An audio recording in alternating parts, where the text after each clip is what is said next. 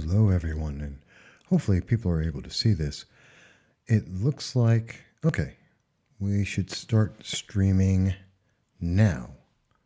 Now we are live. Okay. Hello, everyone, and thank you for joining me. My name is Michael Voss, and I've been, if it seems a little bit off, I hope not. I've been trying to work with the system here. It's the first time I'm working with the YouTube live feature, so it's a little different to me. And I'm trying to just figure out all its little quirks to it. And there are a couple of quirks here, but that's okay.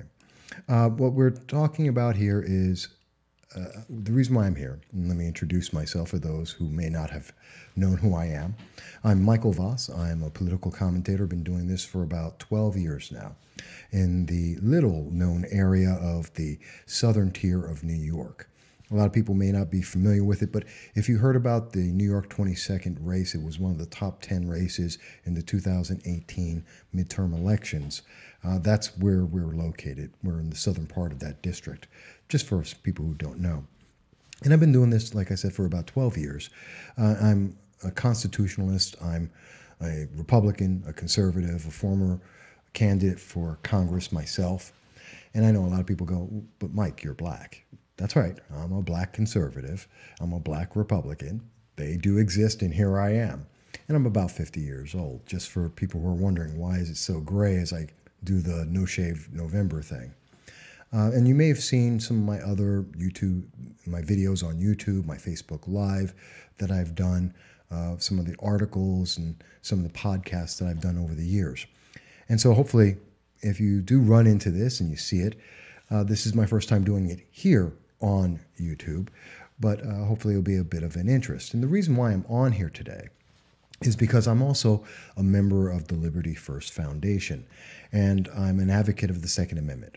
It's one of the strongest things that we could possibly have in our nation. It defends all of our freedoms, all of our rights, and it's been something that I believe in and I follow very strongly. In fact, I've been following it for many years now, and also very much talking about a lot of the issues that have been going on. And one of the big things that I've been hearing about, and one of the big things that I've noticed, is that as of the 2018, throughout this entire year, the election cycle, we've been hearing more and more people who keep saying, hey, we have this great idea. You're going to be okay. We're going to take care of you. We're going to take away all the guns. We're going to get rid of the gun violence because we're going to get rid of the guns. And all the people who say that, who may or may not agree with you, well, they're just evil people. We know exactly what we're going to do. We're going to help you. Yay, team. And it's probably one of the worst things I've ever heard anyone say. And it's just a purely emotional concept, a purely emotional statement that has no truth to it. And it's kind of sad. And it kind of makes me think of something that you may have seen if you like anime. There's a show, Goblin Slayer, and it kind of makes me think of it like that, where we happen to be that one little guy in the center there. You're a firearm owner, you believe in the Second Amendment, the Constitution, and you're being besieged upon on all sides by what apparently are just forces that you can't control, that outnumber you. And individually, it may not be that very strong, but when you put them all together, it's overwhelming. It's an onslaught. And so that's just a scene I took from that show, Goblin Slayer. I don't own the rights to that, but it's just an image there, and I thought it was appropriate because that's what we're seeing right now when it comes to the Second Amendment, when we're seeing people making this onslaught, this promise, because we've heard it many, many times. It's an emotional appeal that has absolutely no truth and no bearing in reality. Because what we hear all the time is, I'm going to take care of you. You're going to be okay. Don't worry. We're the government, and we're here to help. As Ronald Reagan would say, beware, beware. And that's most especially true when you hear about these red flag laws. Okay, it's probably one of the worst laws and potential legislations I've ever heard. And they're starting to creep throughout the nation. We're hearing people talk about doing this on a national level. I've been researching it. I've been writing about it for almost a year now. And I found that 90% of all the news media have no idea what's going on with this. They know what the summary is of the bill. This is what it's supposed to do. They haven't actually researched what it does or what the bill actually says. They have no idea what's going on. And so I've been very diligent about it. It's one of the issues that I've been talking about a lot, and I've had several speeches about it. Now, just to give you an idea, if you want to check it out, if you go to Voss Political Commentary, that's my site. It's free. It doesn't cost anything. You can go in there and you'll be able to search for red flag or red flag legislation. And that'll give you many of the articles that I've written, many of the speeches I've given, and including at some of the universities, SUNY Broome University in particular, SUNY Broome College, and also some of the research that I've been doing on this. And I have offered it to many members of the state Senate in New York State. I've offered it to several news broadcast stations, but no one seems to be very interested in talking about the subject, except Governor Cuomo. Governor Cuomo has been running forward with this, and we've seen this just recently. Matter of fact, it was, I believe, November 11th. Governor Cuomo came out, and we saw it covered by WHEC and several other news organizations, where Governor Cuomo is saying, I have a way to protect everyone. We're going to pass red flag legislation. Now, let me give you a real quick rundown on this, because I think people have the wrong idea of what this is about. And it isn't quite the kind of gun grab that we saw Representative Eric Swalwell came out with back in, I think that was May of this year, when he said, we're going to force people to take away their guns. That's not what the red flag legislation does. It's not a nationwide grab of the guns and you have no choice, and if you resist, well, you're just an evil person, you must be a Nazi, and therefore we have to take your guns anyway. No, it's not that kind of a thing. What you're looking at with the red flag legislation is essentially, and then there's several versions of the bills, but all the bills in every state basically say the same thing. Somebody can go to a court and say, hey, you're a danger. You're a danger to yourself and the community, and we know you have a firearm, and we should take it away from them. And the judge in that courtroom will say, well, how can you prove this? And in many of the laws, they say, well, the proof is that I have a YouTube video, I have a Facebook comment, a Twitter comment, I got in a fight with them. And when it sometimes applies to kids, I'm a teacher, or I'm a part-time badminton coach, a temporary part-time badminton coach, and I see the kid looks tired, or maybe they have a scraped knee, maybe they were in a fight with another kid, and that's the justification. And they'll say, well, that's great proof, and yeah, that sounds very dangerous. Is there anything else? And especially in New York State, there's a stipulation in the law that says, well, if you bought a dangerous implement in the last 6 months, then that's proof. Let's be very serious and very clear about this. When they say dangerous implement, they mean you bought a steak knife, you bought a baseball bat, you bought a hammer, you bought nails. Basically, anything that anyone has ever been killed by in the history of man is a dangerous implement, and therefore can be used to prove that you're too dangerous to own a firearm. Now, that seems really silly, but that's what the law actually says. Look it up. Don't have to believe me. Look it up. And you'll be able to see that in the state of New York, this is what they're saying is the proof of the pudding. That's kind of dangerous and kind of scary. And I didn't think that would be real, except in July of 2018, I wrote this article after having a conversation with 3 members of the New York State Assembly and a state senator. That was Assemblywoman Donna Lopardo, Assemblyman Clifford Crouch, Assemblyman, and now potentially Congressman Anthony Brindisi, and State Senator Fred Akshar. And all I found out was this is a flawed law. This is a bad law. They admit it. They voted for a bad law that does exactly what I've said so far. Someone can go to a court, a temporary badminton coach, a temporary part-time badminton coach can go over to a court and say, Johnny here has a scraped knee, and I think that's because his home is a dangerous place, and you should go and take his dad's guns. And, he bought a baseball bat the other day, so you've got to take that gun. And the court will say, yes. In fact, in the states, if you go to Connecticut, if you look at Indiana, in fact, if you look at, there's 7 states that have passed these laws and 11 that are planning to pass this red flag legislation, or sometimes it's called an extreme risk protection order, or an ERPO. If you look up the data, as I have, there has not been a single case that I can find where a court has been asked to have a red flag action and it has been denied. Now, that may be because they destroy, in some cases, they're supposed to destroy any evidence that someone tried to do this. But as far as I can tell, they have never denied it. So the very next thing that happens in this process is that the police will get a warrant. They will be given a warrant by the judge to go to your house, knock on your door, and when you come to there, they're going to hand you a warrant and say, we're here to take every gun in the house, whether it's yours or anyone else's. We're taking them all because you're too dangerous. And you have a year after this to go into a courtroom and prove that you are innocent of never committing a crime ever. That's what the law says. We're going to take away your property without you ever having committed a crime.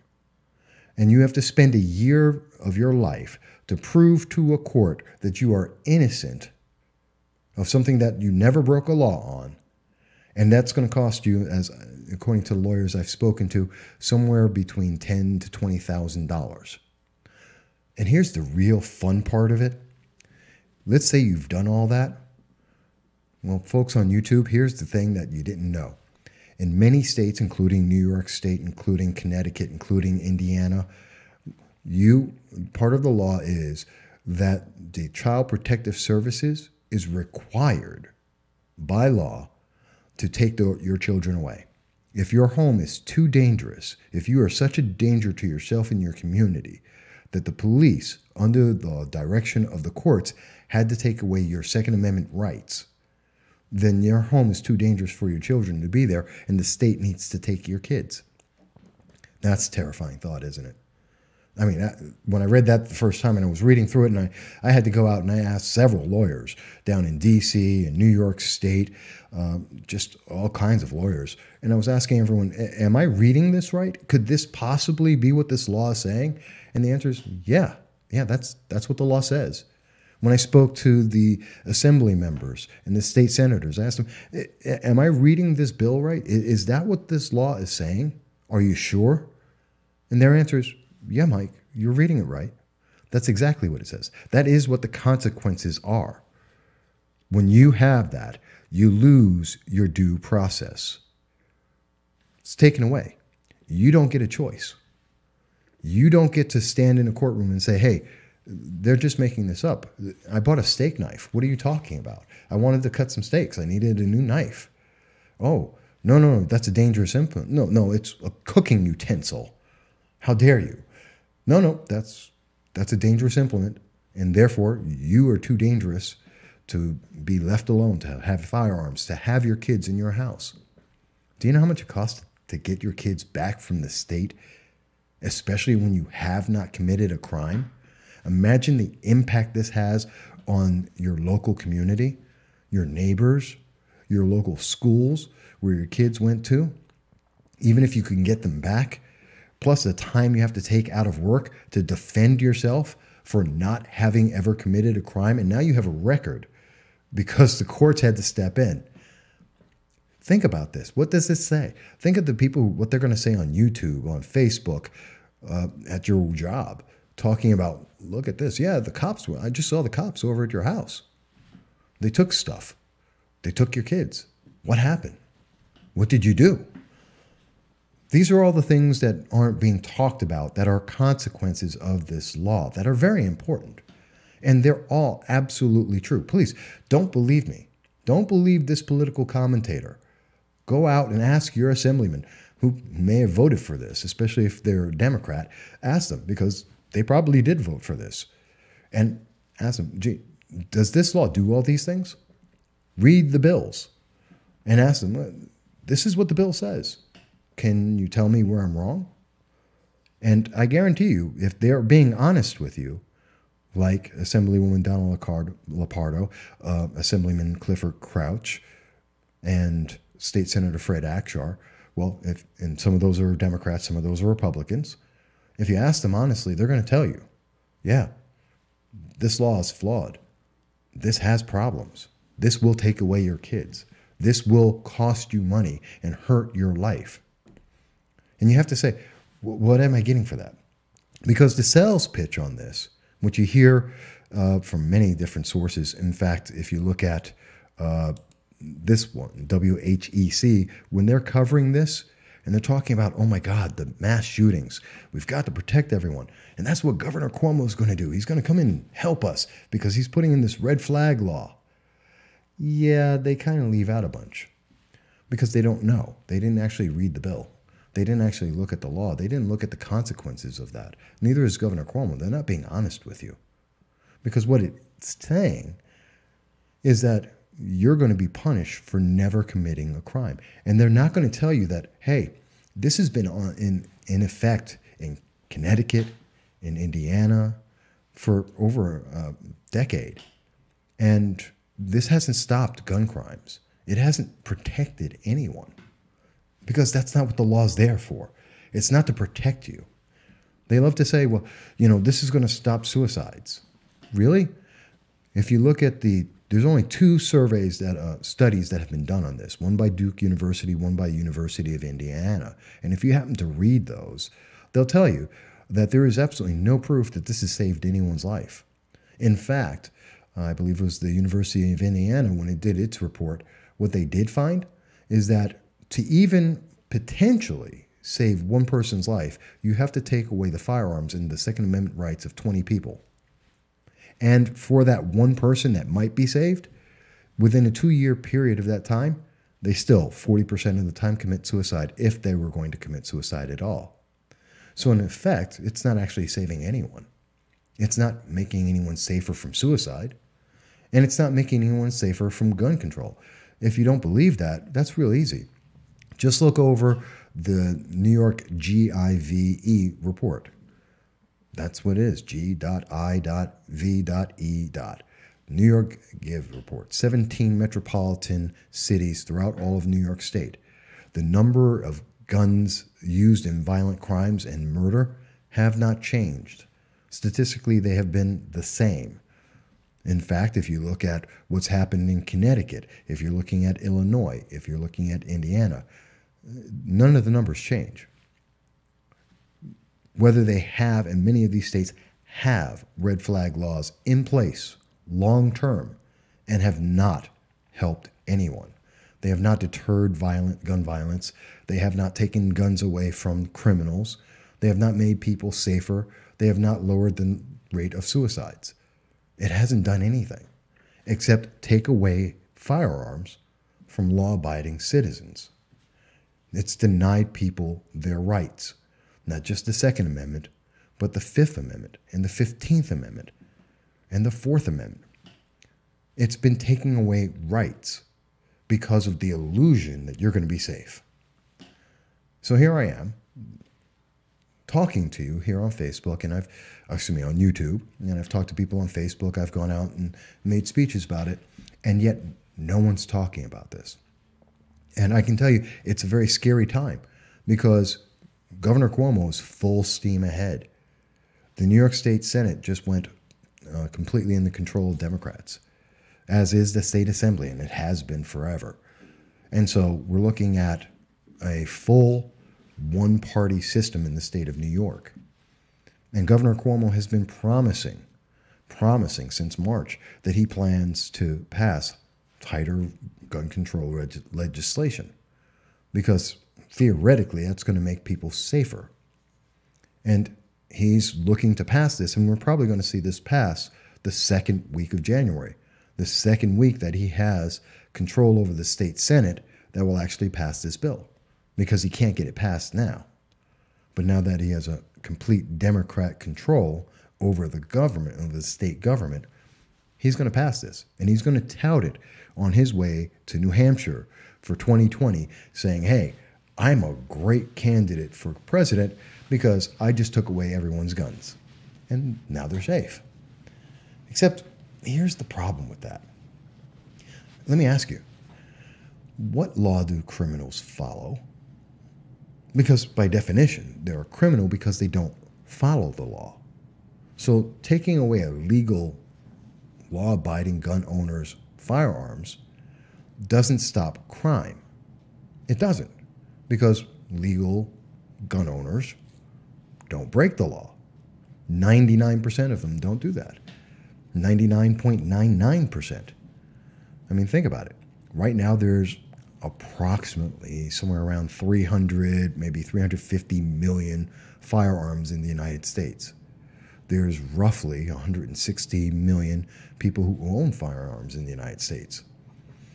There's enough firearms for every single man, woman, and child in the nation, and have been that many firearms, or that much of a percentage of firearms, since, I don't know, the Wild Wild West. And yet, miraculously, the nation continues to grow. More and more people are being born. It doesn't end. So you have to ask yourself if the firearms aren't the problem, and if our history and our culture isn't the problem, because we're still growing as a nation and people are still alive. And this problem with mass shootings is relatively a new thing since about the 1940s. So you have to ask yourself, where's this all coming from? What's the answer? Because it's not, let's take away people's guns. That's not making people safer, because criminals don't care. Crazy people don't care. That's why they're considered criminals and deranged. They don't care. Laws don't matter to them. So I have to ask you, why do you think that taking away a firearm from someone who's a law-abiding person who doesn't have a problem and doesn't cause problems is going to make you safer, because the guy who does cause problems and who doesn't follow the law still isn't? How does that make anyone safer? I mean, where's the logic in that? Let's stop and think about that. I understand the emotion, and the emotion is, if you don't agree with this, you must be evil. You must be a Nazi. You know, I'm a Republican, so I must be a Nazi. I'm black, but, you know, who cares? I still have to be a Nazi because I'm a Republican. And Republicans are always Nazis, right? Except that's not true at all. But that's the impression that they're putting out there. That's the pressure, the emotional pressure that's being put on you. You have to agree with this. It has to work, because there's nothing else that's going to work, even though there's nothing else that's being tried. Because the problem are the guns. All of them. Really? No, the problem's actually the people. How many people have been killed with things like cars, box cutters, baseball bats, knives? I mean, you listen to people and they give you these really silly and ridiculous ideas. I'll take an example of Representative Eric Swalwell, because he's just brilliant. He just thinks, well, we just have to take away all the assault weapons and everyone will be safe. Here's a news flash for people who think that that's true and believe that hype. Did you know that in virtually every single state in the entire nation, according to the FBI, the Crime in USA report, you can look it up, in every year, the number of people who die by a quote-unquote assault weapon, which doesn't exist, outside of the military, it doesn't exist. But let's assume we're going to go with what they mean is a semi-automatic rifle. That's it. They mean a semi-automatic rifle, which is about 90% of all rifles that exist in the modern era. So any of those rifles are considered assault weapons for some reason.